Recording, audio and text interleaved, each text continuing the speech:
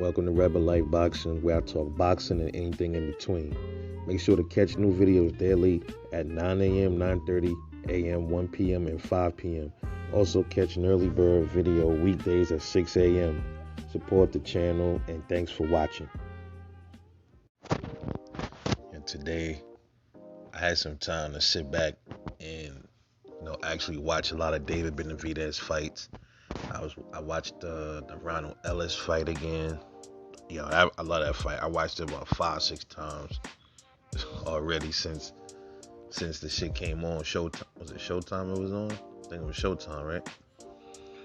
Then I was watching his J. Leon Love fight. Then I was watching his fight with Anthony Durrell. And I gotta say, like, my prediction video, I had David Benavidez winning over Jermall Charlo. I had him winning. I believe I said he was gonna win by decision. I still think so, but only under these circumstances, man.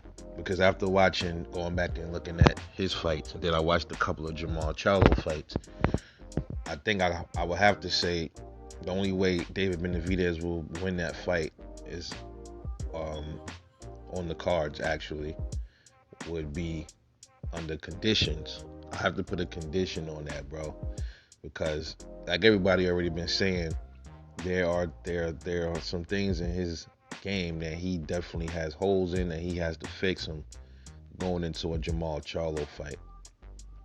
Now let me say this: Jermall Charlo, he had issues with Matt Karabov.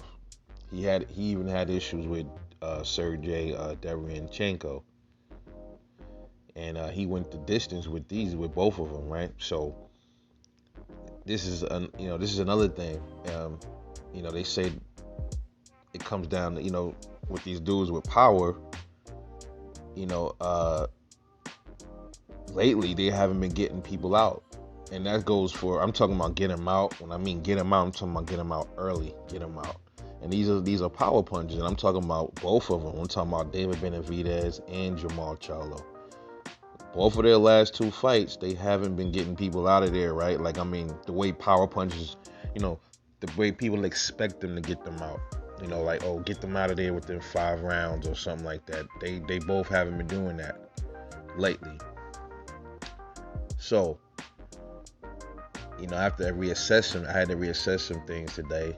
And if David Benavidez does not fix his head movement, just going in there, not blocking his face, tuck his chin a little bit better, and and it's something about his, like, when he plants his feet, like a lot of boxers, man, like they stance is a little bit more wider to generate power. I know some boxers don't have to, not all boxers have to do that.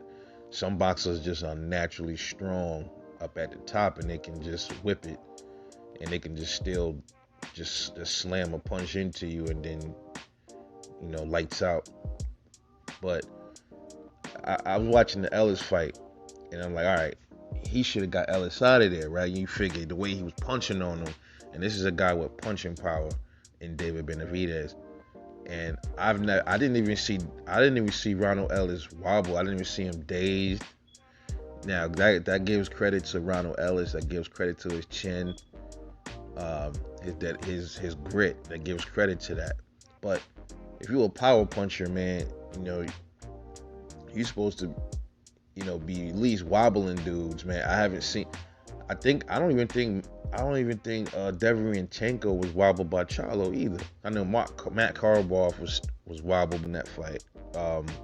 But I'll say this: Benavidez will not win that fight fighting the way he fought Ronald Ellis. He's gonna probably end up getting knocked out, or just, if he can take the punches, he just gonna get battered until the 12th round, and Jermall Charlo gonna end up taking it. If he allows himself to get punched like that, even if he don't get knocked out, you gotta learn how to evade punches better than you do. Sometimes some boxers, they can take the power of some boxers and keep coming. You're not gonna be able to do that with everybody, So I'm assuming David Benavidez's team knows this, and even Jermall Charlo, I'm sure his team, they know that with David Benavidez, but more so with Jermall Charlo, with David Benavidez as a team, they quite understand that. So if he don't sharpen those things up before they fight, if they do fight, that's a big if, because we don't know. Jermall Charlo, I was listening to him when he was saying that stuff about, he'll knock him out. He sounded like he was trying to convince himself a little too hard, if you ask me. I just was picking that energy up from him. And then now people saying he disappeared. Nobody heard from him since that happened. But I mean, he sounded a little too like he was trying to convince himself a little too hard that he wanted to take the fight. Like he wasn't too sure if he really wanted that fight or not. But nonetheless, though, if they did fight, and if David Benavidez do the exact same thing that he was doing against Ronald Ellis, he's going to get hurt. He's going to get hurt because I've never seen him hit with somebody with power like, I guess, Charlo. See, Derevyanchenko and Matt Karpov, man, you got to understand something. Now, to their credit, these are those people from the Middle East countries over there, those Eastern Bloc countries like Ukraine, Russia, those countries over there, those dudes have legendary chins from those countries. But yeah, they can be hurt and wobbled, but for the most part, they got iron chins. That's just how it is. Triple G, Lomachenko, they got iron chins. They got chins. Mexican fighters, for the most part, they got chins as well. So I'm just keeping it all the way real. Canelo has a chin. Where's Jaime Munguia from? Is he from Mexico? I think he's from Mexico. He has a chin. David Benavidez got hit by Anthony Durrell, who has respectable power. He never really wobbled David Benavidez. So, when it comes to like genetic wise, man, I would say, Mexicans have some of the strongest chins in boxing besides the Eastern Bloc, the Ukrainians, Russians, those people.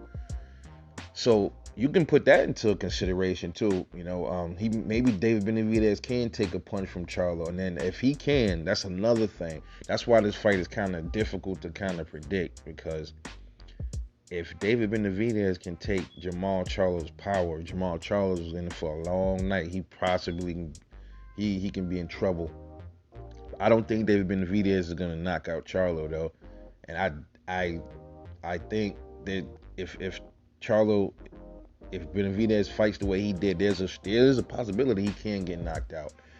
But I think the probability is low, because I think Benavidez has that in his DNA that they could take punches like that. But iron can still be defeated, bro, and that's the thing on both sides. So I would have to probably still stick with my original prediction, but it's conditional. So it's all going to depend on if David Benavidez sharpen up some things, man.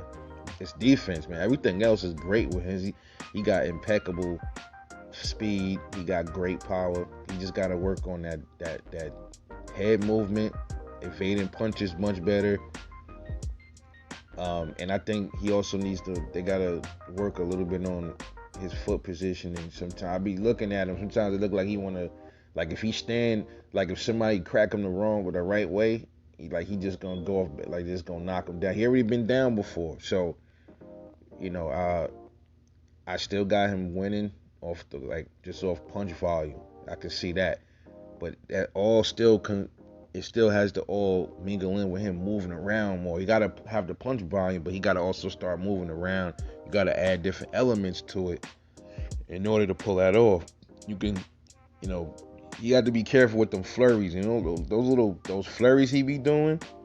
You got to be careful doing that with Jermall Charlo, bro. You got to be careful, because if Jermall Charlo can time that shit when his hands is down while he throwing them flurries, he dip to the side a little bit while he throwing them flurries. If he quick enough, that's lights out, man. That's lights out. I think Jermall can do that, because I think his IQ is much higher than David Benavidez. So we'll see. We'll see if they have a fight. We'll see what happens. But let me know what you think. Get back to me. Drop a comment, like, and subscribe. I'll see y'all later on the next one. Peace.